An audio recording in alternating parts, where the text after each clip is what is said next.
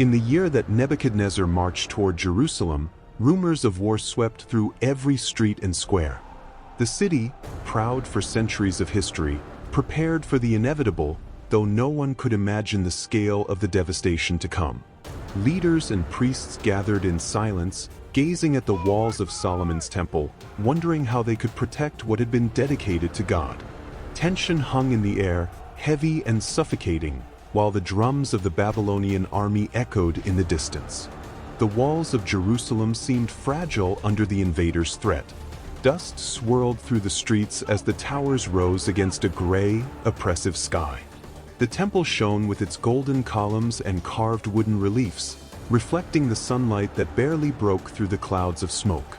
The inhabitants watched from above, fearful and awed, as the Babylonian soldiers advanced in an unstoppable formation. Every stone of the city seemed to tremble under the sound of hooves and clashing metal. Inside the temple, chests filled with gold, silver, and precious stones displayed the people's wealth and devotion.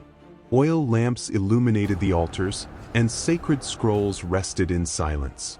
The priests, clad in white robes with solemn faces, observed every movement, aware that the treasures held not only material value but spiritual significance.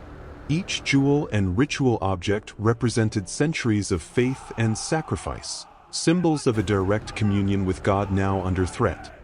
When Nebuchadnezzar reached the temple gates, the walls began to crumble and the altars caught fire. Babylonian soldiers ransacked the chests and shattered the sacred objects with systematic force. The city cried out, and smoke rose in black columns toward the sky. The destruction was complete, yet even in chaos, the message of the prophets could be felt.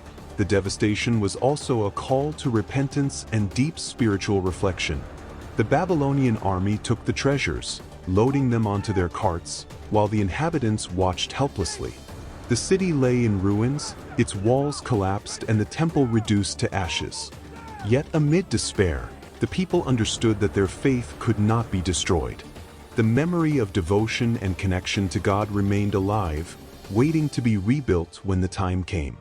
The fall of Solomon's temple was forever etched into history.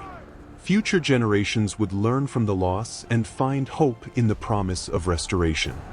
Faith survived destruction, and with it came the certainty that the connection to the divine depends not on walls or treasures, but on the heart of the people.